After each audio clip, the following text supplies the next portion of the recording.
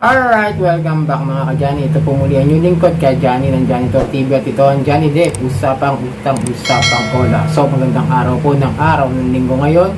Sa mga baguhan po, please subscribe, like, share, hit nyo na yung notification bell para lagi po kayong updated sa mga videos na ginagawa natin dito about sa online lending update, cola review at kung ano ng usapang online lending app at usapang utang.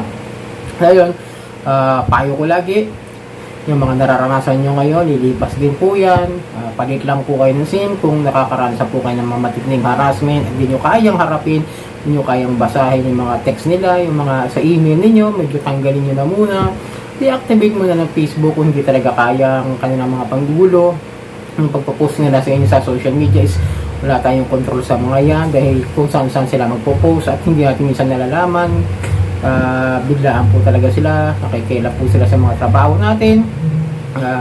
Always be kalma lang o kalma po, kalma lang po tayo, pero syempre kailangan nating harapin ng may tatag ng loob yung mga problemang dinudulot sa atin ng ating mga paghiram dyan sa mga online lending na alam nyo na nangaharas naman talaga, lalo sa mga OLA, no? Yung mga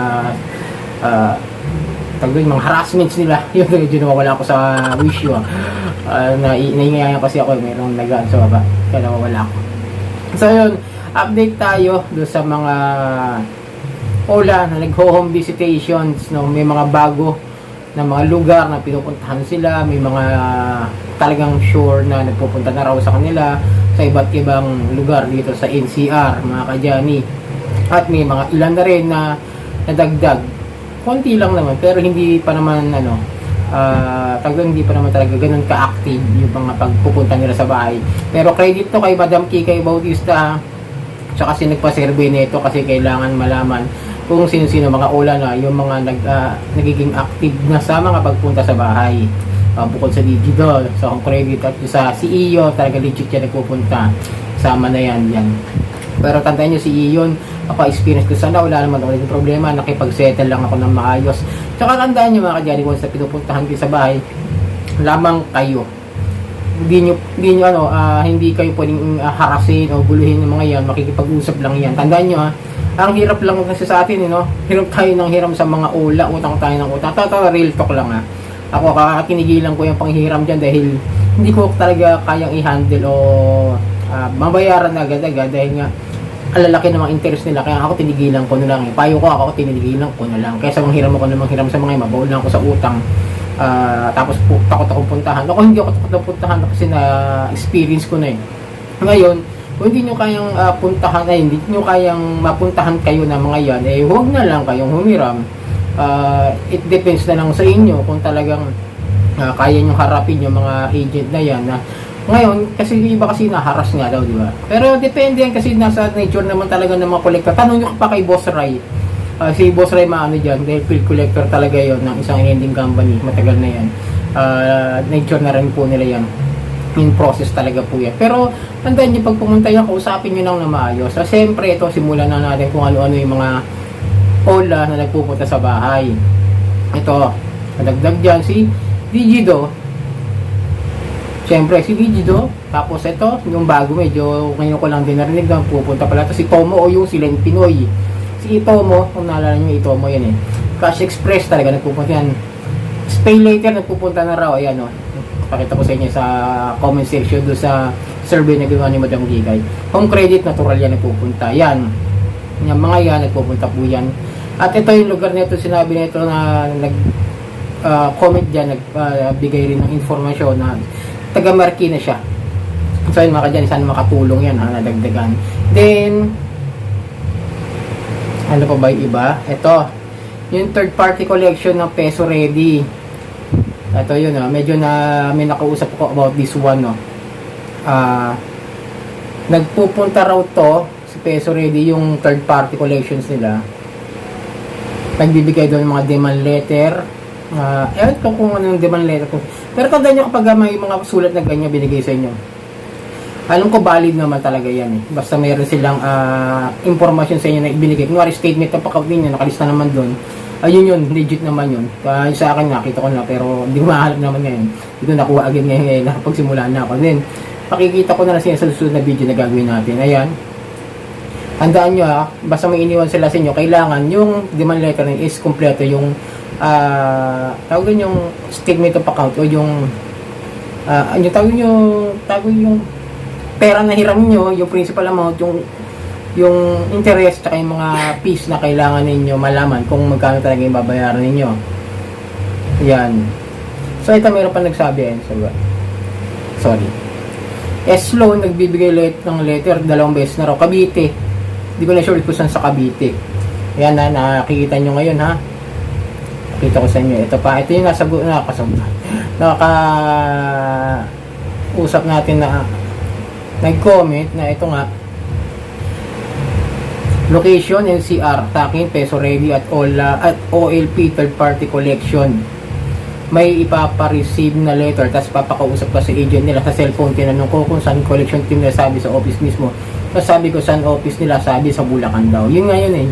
Yun kaya nga sinagot ko tong nag-comment na to na pagkaalam ko is third party collection nila is Panama, nasa Bulacan yun, nasa San Jose del Monte. Yan.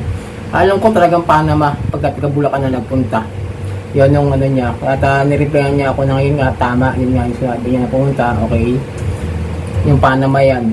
Nagpupunta talaga niya. Kaya alam ko talaga taga Bulacan. Pero hindi niya nasagot ko saan siya sa NCR eh. Ayan, location niya NCR. Pero nandiyan ba sa NCR malaki naman eh. Either Valenzuela, Caloocan, Marikina yan. Mga Valenzuela, mga NCR po yan. Metro Manila yan. So yun. Dagdagan po Peso Ready tsaka OLP. Yung third party collection nila na Panama, nagpupunta po yan sa ano. Hindi ko kayo tinatakot ha. Tandaan nyo. Ito ayon sa survey. Kaya kung mag-isip-isip muna po kayo kung kayo manghihiram sa mga OLA na sinasabi ko ngayon, pag-isipan nyo muna kung hihiram kayo dyan o hindi. Pero sabi ko sa inyo, kung ayaw nyo puntahan kayo, huwag kayong humiram.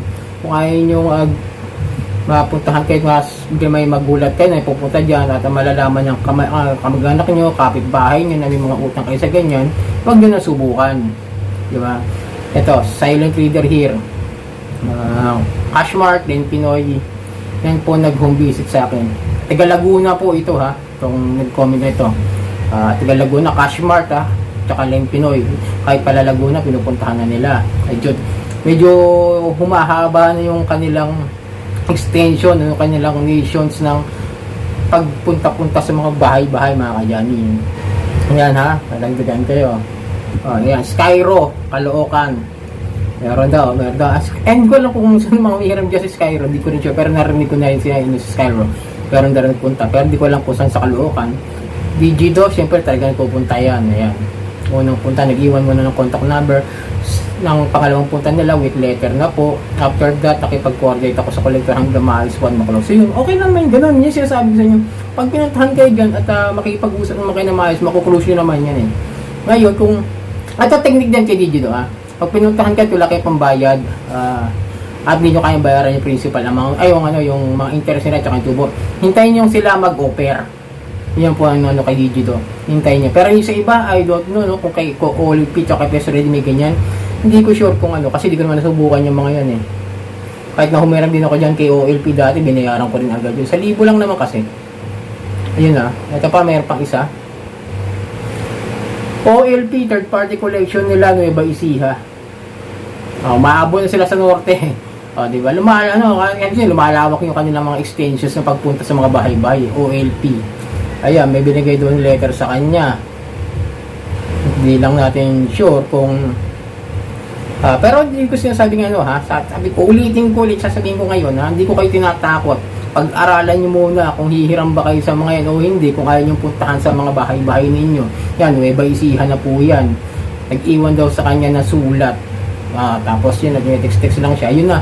So yun, tandaan nyo, ulitin natin yung mga nadagdag Digido, OLP na collection third party nila. Yan, sige, Panama, napupunta yan Nueva Ecija, nagpunta sila, yung OLP.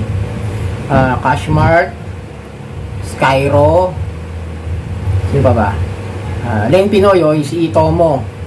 Mga nadagdag yan, okay, ha? Tapos Marikina yan, Peso Ready. at OLP na pupunta sa Marikina na rin. Sana na bigyan ko kayo ng information sa mga nadagdag na mga OLA na nag-house visit. So yun, ito po ang inilingkod ka, Johnny ni Johnny Tortibet. Ito ang Johnny Depp sa Pangutang Usapang OLA.